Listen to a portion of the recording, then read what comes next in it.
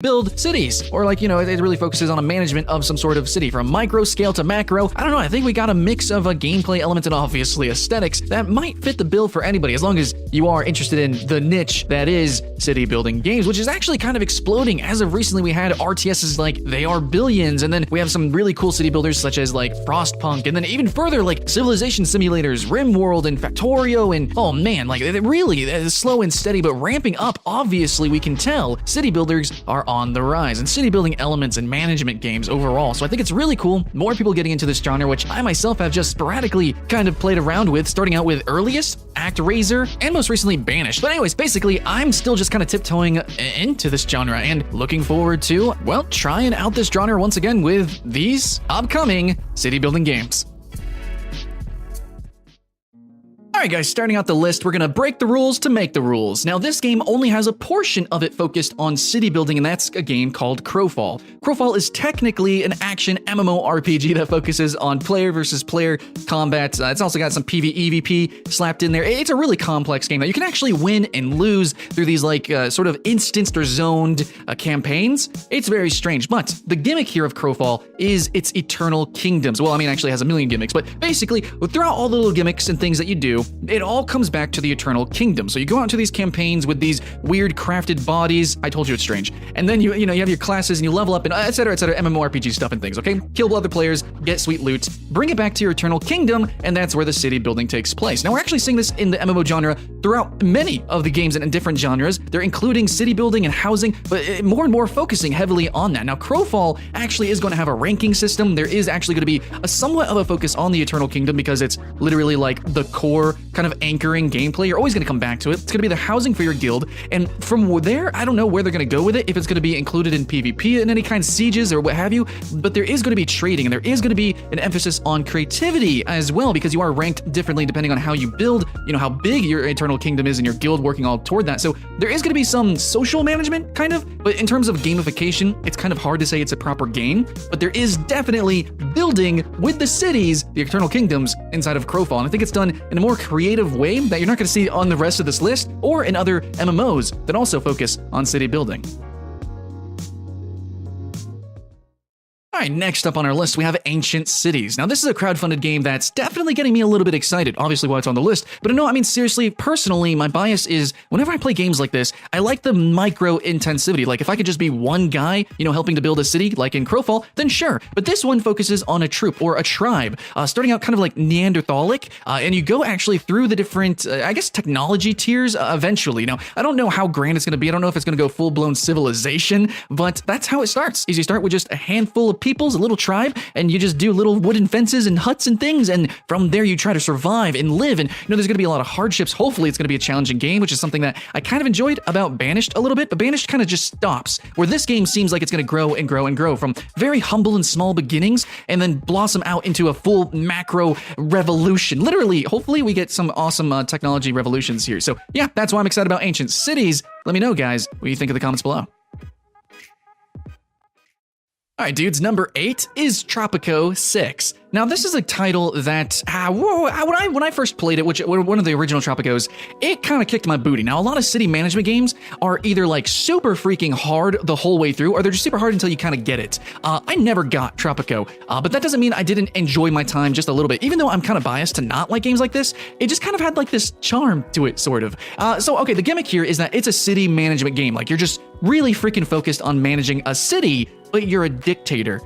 Right, so the rules are a little bit bent and strange and weird, and morality, who cares about it? You can do a lot of really fun things that you normally can't do in park management games or in other city builders.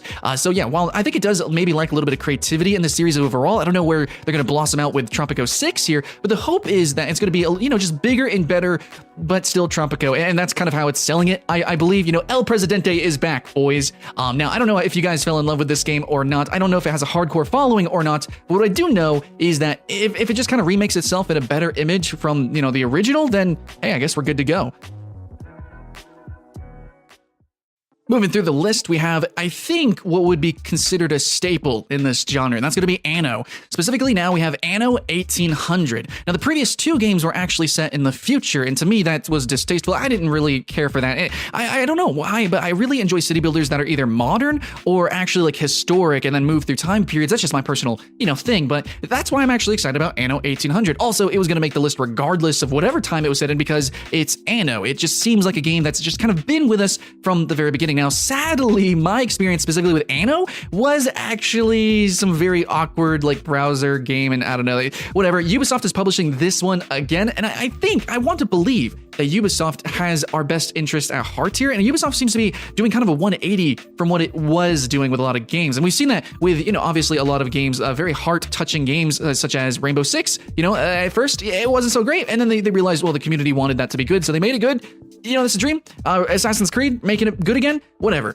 Can they bring back Anno to the limelight? I don't know if that exactly, but will it cater to its hardcore crowd? Will it actually deliver? Well, going back in time, going back to its roots and basics, I think it possibly could. Please, Ubisoft. All right, next up on the list, because generally the ordering doesn't matter that much, but I do rank things based on things that just kind of snap to me, that clap to me, that slap me in the face. I just like really creative, unique, cute little games. One of them is Flotsam. I don't know. This looks adorable. Now, basically, it's like they took the raft game, and then they're like, what if it was multiple people working together, and they were building like a floating city or something? Well, there it is. The idea is that you're going to be managing a floating garbage town. It is a survival game, so that's kind of cool, right? It's a survival city builder. We're actually seeing a lot of survival games have city building mechanics, and now we're seeing city building games coming from that perspective and adding in survival mechanics. So that's pretty cool. This one, it's basically a city builder, raft the city builder. Okay, that's pretty much it. I don't know why it's so high on the list. I just thought it looked cute. Okay. All right, next up we have, I think, a really adorable game, which already is my bias for these type of titles. It's called The Colonist, and the concept is really simple, and it's not too dissimilar to a couple survival games out there where you land on a planet and you chop trees and then you build the stuff and things. But this one is focused, as a management game, top-down. You're actually strategizing, real-time strategy game. So normally I wouldn't like things like that, but because it's so cutesy and clean, I'm assuming it's going to be a really, I guess, interesting step point, to actually jump into this style of genre, which normally I have so much issues with. They're normally like hyper realistic or hyper detailed, and it's just million billion windows. I'm assuming this one is going to be a little bit more cute, a little bit more clean, and a little bit more clean cut and clear whenever it comes to actually understanding the management prospects and the RTS aspects as well. So I'm really interested in seeing what I can do with the Colonist, make my own little robo colony. I don't know, I think it's going to be cute. All right, we're past the halfway point. Let's talk about a game called Foundation. Now, this game, I think, is going to be a merger of some more teethier management tools, but also giving us a tremendous amount of creativity. Now, it's also probably going to sacrifice a little bit on the macro scale. I don't think you're really going to be interacting with like a million kingdoms or an entire world, an ecosystem, no 4X style, strategy, but it is going to be giving you a lot of tools for creativity, as in making your own unique buildings and really organically designing your own village or full kingdom eventually. Now, how that actually interacts with the tiny micro survivally or population mechanics, social dynamics, I don't actually know. We'll have to see when the game comes out, but the idea that it's going to give you the freedom to create, I think, could be like this genre is like Planet Coaster in a way. It's more about creativity, and the management stuff can kind of come a little bit later, and the management stuff is intertwined with the creativity. So hopefully it ends up being a little bit of a challenge, but I think for those who want that hardcore strategy stuff, they'll kind of go to other games, or now the survival genre or the survival portion of this genre. And for those who want a little bit more creativity, something a little bit more free flowing and organic, will play Foundation.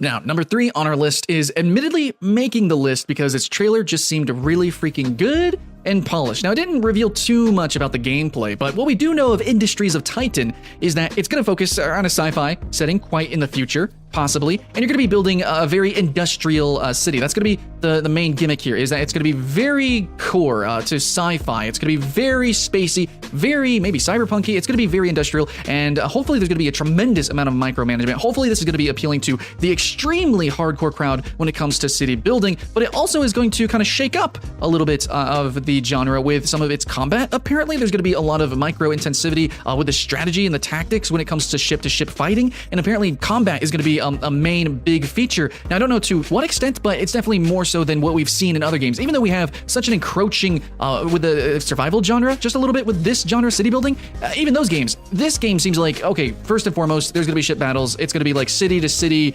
industry stuff and things. Hopefully that's going to be the case. That's what I really would appreciate, is micro battles, micromanagement, then also a macro scale of politics and things like that. Things that you normally see in 4Xs, but you miss out in general city builders. So Industry of Titans, brace yourself games. Please make me brace myself for what this has in store for us.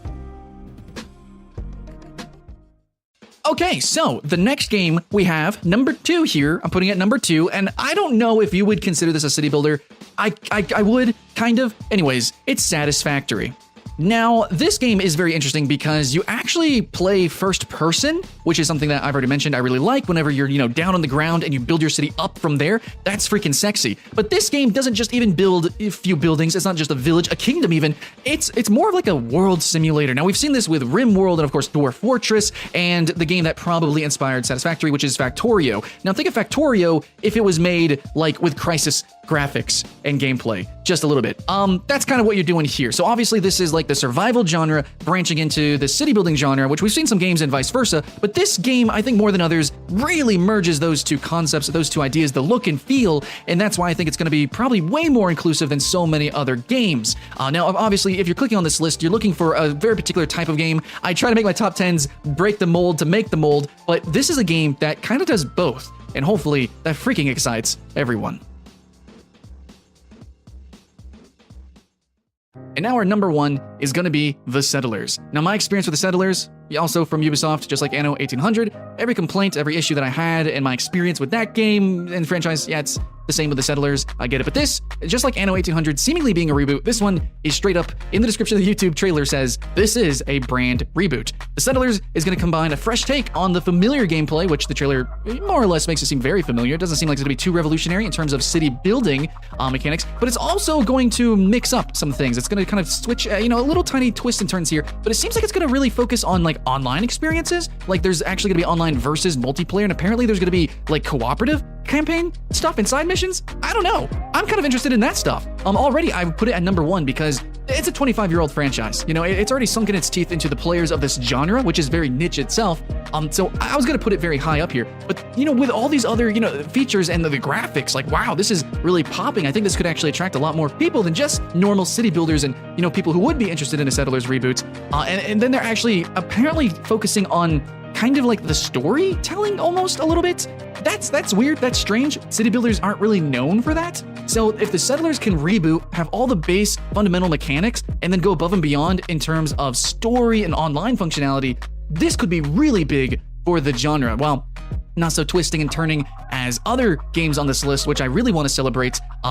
Unbiasedly, I just have to know and understand that the Settlers have had an influence with this genre, has had an impact, and maybe we can see, an aftershock here with this rebranding of the Settlers 2019. So guys, that's going to be it for my city building top 10.